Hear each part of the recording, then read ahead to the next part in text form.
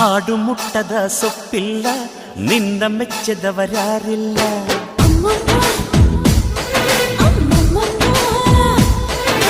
ಜೇನಿಗಿಂತ ಸಿಹಿ ಬೇರಿಲ್ಲ ನಿನ್ನ ಮುದ್ದಿಗಿಂತ ಸಿಹಿ ಬೇಕಿಲ್ಲ